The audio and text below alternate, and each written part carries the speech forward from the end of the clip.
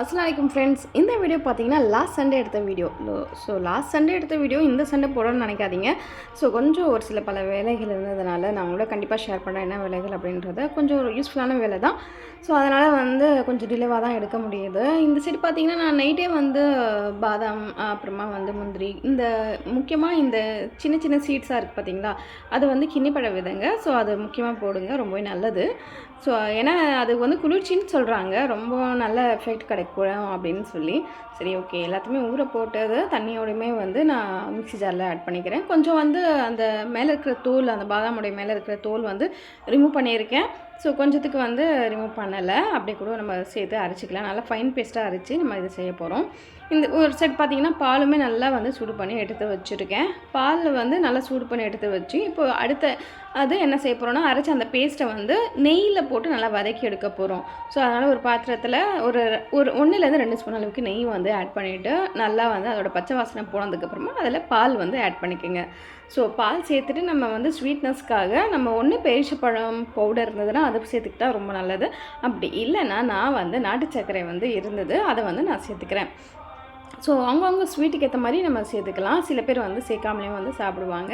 But ஆனால் அது ரொம்ப சப்புன்னு இருக்கிற மாதிரி இருக்குமா, அதனால் நாங்கள் நாட்டு சர்க்கரை சேர்த்துக்கிட்டேன். கொஞ்சம் மைல்டு ஸ்வீட்னஸாக இருந்தால் போதும்னு சொல்லி ஓரளவுக்கு கம்மியாகவே சேர்த்துருக்கேன். இதுவுமே சேர்த்துட்டு ஒரு 2-3 நிமிஷத்துக்கு கொதிக்க விட்டாலே போதுங்க. நல்லா சூப்பர் டேஸ்டியான நாங்கள் ஹரிரான்னு சொல்லுவோம். ரொம்பவே நல்லா இருக்குங்க. கண்டிப்பாக வாரத்துக்கு ஒரு முறை இல்லை 2 முறையாவது செஞ்சு குடிச்சு பாருங்கள். நல்லா டிஃப்ரென்ஸ் கிடைக்கும். ஓரளவுக்கு நமக்கு நல்லா எனர்ஜெட்டிக்காக இருக்கிற மாதிரி ஒரு ஃபீலிங்காக இருக்கும். எல்லாருமே இது நான் குட்டி கிளாஸில் ஃபஸ்ட்டு நல்லா சுட சுட குடிச்சிக்கலாம். டீக்கு பதிலாக நம்ம இது குடிச்சிக்கலாம் அப்படின்னு சொல்லி நான் எடுத்து வச்சுருக்கேன். அதுக்குள்ளே பார்த்திங்கன்னா என்னோடய ஃபோனுமே ரொம்ப ஹாட் ஆகிடுச்சு. நல்லா வெளிச்சத்துக்காக அது நல்லா பிளிங்க் ஆகிட்டே இருக்குது. சரி, ஓகேன்னு சொல்லி நான் ஃபஸ்ட்டு ஒரு கிளாஸ் போட்டு குடிச்சிட்டேன். அதுக்கப்புறமா நிறைய வேலைகள் இருக்கும். சண்டேனாலே துணி துவைக்கிற வேலை, அப்புறமா பார்த்திங்கன்னா ஷூ, சாக்ஸு, இந்த வேலையெல்லாம் அதிகமாக இருக்குங்க. யாருக்கெல்லாம் இந்த வேலை சண்டே ஆனால் இருக்கும் அப்படின்றத மறக்காமல் ஷேர் பண்ணுங்கள். டீ குடிச்சிட்டு அப்புறமா நான் டிஃபன் செஞ்சேன். பட் ஆனால் வீடியோ எடுக்க எனக்கு மறந்துட்டுட்டேன்னா கொஞ்சம் நிறைய துணி இருந்ததுனால அது வாஷ் பண்ண போயிட்டேன். அதுக்குள்ளேயே பார்த்தீங்கன்னா குழந்தைங்க ஒரு 11லேருந்து 11:30 மணி வரைக்கும் பார்த்தீங்கன்னா பசி எடுக்குது அப்படின்ற மாதிரி. பசி மீன்ஸ் ஸ்நாக்ஸ்க்கான பசி அது. அந்த மாதிரி சொன்னதுனால நான் என்ன பண்ணேன், வீட்டில் இன்ஸ்டண்ட்டாக செய்யக்கூட பாப்கார்ன் வாங்கி வச்சுருந்தேன். ஒரு 1/4 கிலோ 40 ரூபா அப்படின்னு சொல்லி வாங்கி வச்சுருப்பேன் நான். அந்த பேக்கெட்டில் இருக்கும் பார்த்தீங்களா, அந்த பாப்கார்ன் வாங்க மாட்டேன். அதுக்கு பதிலாக நான் லூஸில் அந்த வெறுமனே சோளம் மாதிரி இருக்கும் பார்த்தீங்களா, அது வாங்கி செஞ்சுட்டேங்க. ஒரு 5 நிமிஷத்தில் சூப்பராக ஃப்ரெஷ்ஷான வீட்டிலேயே ஒரு ஸ்நாக்ஸ் ரெடி பண்ணிட்டேன். இதில் கொஞ்சமாக சால்ட்டு அப்புறமா மசாலாலாம் போட்டோன்னா செம்ம டேஸ்ட்டாக இருக்கும். நான் கொஞ்சமாக மேகி மசாலா மட்டும் போட்டிருக்கேன். அது முழுக்க முழுக்க ஆப்ஷனல் தான். அப்புறமா இது நூக்கலுங்க. நூக்கல் கொஞ்சம் முதல் நாள் வாங்கியிருந்தேன். அது செஞ்சிடலாம் அப்படின்னு சொல்லி அது மேலே இருக்கிற தோல் ரிமூவ் பண்ணிகிட்ருக்கேன். மார்க்கெட் போயிட்டு வந்தேன். மார்க்கெட் போயிட்டு வரப்போ பார்த்திங்கன்னா ஒரு சில நிறைய பொருட்கள் தேவைன்னு சொல்லி காய்கள்லாம் அதெல்லாம் வாங்கிட்டு வந்துட்டேன். முக்கியமாக இந்த தண்டுக்கீரை தாங்க. கருவேப்பிலை இந்த தடவை நல்லா ஃப்ரெஷ்ஷாகவே கிடச்சிது. தண்டுக்கீரை இருந்தது. ஆடி மாதம் வந்தாலே இந்த தண்டுக்கீரை கிடைக்கும். ஆனால் மோஸ்ட்லி நான் இது அந்தளவுக்கு சாப்பிடுவாங்களா குழந்தைங்க இல்லையா அப்படின்னு எனக்கு தெரியாதனால நான் வாங்குறதே கிடையாது. சரி, ஓகே, இந்த தடவை நம்ம வாங்கி சமைச்சு பார்க்கலாம் அப்படின்னு சொல்லி ஒரு தண்டு 10 ரூபான்னாங்க. நான் 2 வாங்கிட்டேங்க. அப்புறமா உருளைக்கிழங்கு ஒரு 10 ரூபாய்க்கு தான் வாங்கினேன். பீட்ரூட் குழந்தைங்களுக்கு பீட்ரூட் சாதம் மாதிரி மிக்ஸ் பண்ணி கொடுத்தோன்னா சாப்பிடுவாங்க, அதுவுமே வாங்கியிருக்கேன். அப்புறமா ஆஸ் யூஷுவல் வீட்டுக்கு தேவையான காய்கறிகள், தக்காளி, வெங்காயம், அப்புறம் பச்சை மிளகாய், கொத்தமல்லி, என்னென்ன வேணுமோ எல்லாமே ஒரு நாள்லேயே நான் வாங்கி வச்சுப்பேன். பட் ஆனால் காய்கள் மட்டும் நிறைய வாங்க மாட்டேன். ஒரு 2-3 நாளைக்கு தேவையான அளவுக்கு மட்டும் வாங்கிப்பேன். இந்த வெண்டைக்காய்லாம் பார்த்திங்கன்னா சீக்கிரமாக காலியாகிடும். அதனால் வெண்டைக்காயுமே வாங்கியிருக்கேன். எல்லாத்தையுமே இப்போ எடுத்து வச்சு நல்லா அந்த இடத்துல எடுத்து வைக்கணும். மாங்காய் இருக்குது, தேங்காய் இருக்குது, எல்லாமே இருக்குங்க. இந்த தேங்காய், மாங்காய்லாம் பார்த்திங்கன்னா எப்போவுமே யூஸ் ஆகக்கூடியது தான். தேங்காய் சொல்லவே வேணாம். தேங்காய் பால் எடுத்து நம்ம இடியாப்பம் இல்லை ஆப்பத்துக்கு யூஸ் பண்ணுவோம். அப்புறமா வெண்டைக்காய், அந்த பீட்ரூட்டு, அப்புறமா இந்த கீரை, இது மட்டும் தாங்க நான் வாங்கியிருக்கேன்.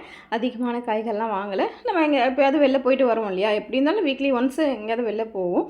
அப்போ வரப்போயே வாங்கிட்டு வந்துடலாம் அப்படின்னு சொல்லி எல்லாத்தையுமே இப்போது எடுத்து வச்சுருக்கேன். வெங்காயம் விலை தான் கொஞ்சம் அதிகமாக இருக்குது. இந்த சைஸில் இருக்கிறதே 35, 30 அப்படின்ற மாதிரி இருக்குது. சரி, ஓகேன்னு சொல்லி எல்லாத்தையுமே அரேஞ்ச் பண்ண ஸ்டார்ட் பண்ணிவிட்டேன். இந்த சைடு பார்த்திங்கன்னா மார்க்கெட் போய்ட்டு வந்தேன் இல்லையா, மட்டன் வாங்கிட்டு வந்துருந்தேன். மட்டனை வச்சு சூப்பராக ஒரு தொக்கு மாதிரி செஞ்சு வேக வச்சு தக்காளி வெங்காயம்லாம் போட்டு அதுலேயே நம்ம கட் பண்ணி வச்சோம் இல்லையா நூக்கல், அதை போட்டு நாங்கள் வந்து ஒரு மிட்டா சால்னா அப்படின்னு சொல்லுவோம். தேங்காவும் அரிசி போட்டு செய்யலாம், அப்படி தேங்காய் இல்லாமலேயும் செய்யலாம், நம்மளோட விருப்பம்தான். ஸோ அப்படியே வந்து நம்ம போட்டுட்டு இதையுமே வந்து ஒரு விசில்லேருந்து 2 விசில் வந்து கொடுத்துட்டோம்னாலும் சீக்கிரமாகவே வெந்துடும். அப்படி இல்லைன்னா மூடி வச்சோன்னா ஒரு கொஞ்சம் நேரம் எடுக்கும், ஒரு 10 நிமிஷம் எடுக்கும் இது வெந்து வரதுக்கு. இன்னொரு சைடு பார்த்தீங்கன்னா கொஞ்ச நாள் ஆகிடுச்சிங்க இந்த பீஃப் வால் சூப்பு செஞ்சு. யாரெல்லாம் பீஃப் சாப்பிடுங்க இல்லைன்னு தெரியல எனக்கு. பட் ஆனால் வந்து என்னோடய ஹஸ்பண்டுக்கு பேக் பெயின்றதுனால வாரத்துக்கு இல்லைன்னா மாதத்துக்கு 2 முறையாவது செஞ்சு சாப்பிடணுன்னு நினைக்கிறேன். ரொம்ப நாள் ஆனதுனால சரி ஓகேன்னு சொல்லி அன்றைக்கி நான் வாங்கிட்டேன். சண்டே அன்றைக்கி காலையிலே வந்து சீக்கிரமாக செஞ்சுட்டோன்னா தான் வெறுமனே குடிக்கிறதுக்கு குழந்தைங்களுக்குமே சரி ஹஸ்பண்டுக்குமே சரி கொடுக்குறதுக்கு ஈஸியாக இருக்கும். ஒரு சைடு பார்த்திங்கன்னா சூப்பராக வந்து நம்மளுடைய பீஃப் வால் சூப்பும் கொடுத்துட்டேன். அவங்க வந்து குடிச்சிட்டும் வச்சுட்டாங்க. சரி சாதத்தோடு சாப்பிட்றீங்களா அப்படி குடிக்கிறீங்களான்னு கேட்டேன். குடிக்கிறேன் அப்படின்னு சொன்னதுனால அது வந்து ஒரு பவுலில் போட்டு கொடுத்தாச்சுங்க. இந்த ஒரு சைடு பார்த்திங்கன்னா சாம்பார் இருந்தது, அதையுமே எடுத்து வச்சுருக்கேன். நூக்கல் மட்டன் போட்டு ஒரு மசாலா வந்து ரெடி ஆகிடுச்சி. செம்ம சூப்பராக இருக்குங்க. ஸோ நார்மலாக வந்து இந்த நூக்கலோடைய ஃப்ளேவர் வந்து நிறைய பேருக்கு பிடிக்காது குழந்தைங்களுக்குலாம். இந்த மாதிரி மட்டனு இல்லைனா ப்ரான் போட்டு சமைப்போம் நாங்கள், அதுவுமே நல்லாயிருக்கும். ஸோ கண்டிப்பாக வந்து ட்ரை பண்ணி பாருங்கள். யாரெல்லாம் ட்ரை பண்ணதில்லையோ கண்டிப்பாக இந்த இடத்துல ட்ரை பண்ணி பாருங்கள். அப்புறமா வந்து பார்த்திங்கன்னா இந்த பீஃப் வால் சூப்பில் பார்த்திங்கன்னா அந்த பீஃப் வந்து நல்லா இந்த மாதிரி வெந்திருக்கணும். ஸோ அப்போ தான் வந்து அதோட முழு பலன் வந்து நமக்கு கிடைக்கும். இந்த ஒரு பொருள் வந்து என் கண்ணுக்கு தென்படுதுங்க. இது என்ன யாருக்கு தெரியும் அப்படின்னு சொல்லுங்கள். நாகப்பழம் தாங்க. இப்போ வந்து பார்த்திங்கன்னா நல்லா பெரிய பெரிய சைஸில் நாகப்பழம் வருது. ஸோ அது எந்த அளவுக்கு நல்லது இல்லை அப்படின்னு எனக்கு தெரியல. பட் ஆனால் ஒரு பாட்டிமா வந்து பார்த்திங்கன்னா இந்த மாதிரி குட்டி குட்டி சைஸில் வந்து நாகப்பழம் வச்சுருந்தாங்க. சாப்பிட்டுட்டேன். அப்புறமா தான் எனக்கு நாமே வந்துச்சு நம்ம வீடியோ எடுக்கலையே அப்படின்னு சொல்லி. ஸோ வீடியோ எடுத்து நான் ஷேர் பண்ணியிருக்கேன். இது ரொம்ப ரொம்ப நல்லதுங்க. கண்டிப்பாக வந்து இது நாகப்பழம் மட்டும் கிடச்சதுன்னா, அதுவும் குட்டி சைஸில் கிடச்சதுன்னா வாங்கி சாப்பிடாம மட்டும் இருக்காதீங்க. யாருக்கெல்லாம் இந்த நாகப்பழம் பிடிக்குன்றதை மறக்காமல் கமெண்ட் செக்ஷனில் ஷேர் பண்ணுங்கள். அப்புறமா வெள்ளிக்கிழமை பார்த்திங்கன்னா மோஸ்ட்லி நான் வந்து ஸ்வீட் செய்வேன்.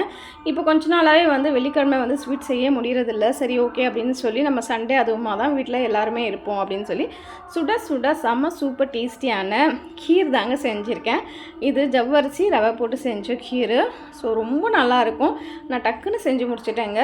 ஸோ பால் வந்து நல்லா திக்காக கொதிக்க வச்சுருந்தாலே போதும். ஜவ்வரிசியை வேக வச்சு அப்புறமா ரவையும் நம்ம வேக வச்சிட்டோன்னா செம்ம ஈஸியாக டக்குன்னு வந்து செஞ்சு முடிச்சிடலாம். அன்றைக்கி நாள் சண்டே பார்த்திங்கன்னா செம்ம சூப்பராக ஹாப்பியாக இந்த மாதிரி கீரோடு நாங்கள் வந்து முடிச்சிட்டோம். உங்களுக்கு இந்த வீடியோ பிடிச்சிருக்கோன்னு நினைக்கிறேன். உங்களுக்கு எந்த அளவுக்கு யூஸ்ஃபுல்லாக இருந்ததுன்னு எனக்கு தெரியல. பட் ஆனால் வந்து நான் செஞ்ச சமையலை தான் நான் உங்களோட ஷேர் பண்ணியிருக்கேன். ஸோ இந்த வீடியோ யூஸ்ஃபுல்லாக இருந்ததுன்னா மறக்காமல் லைக் பண்ணி ஷேர் பண்ணி சப்போர்ட் பண்ணுங்கள்.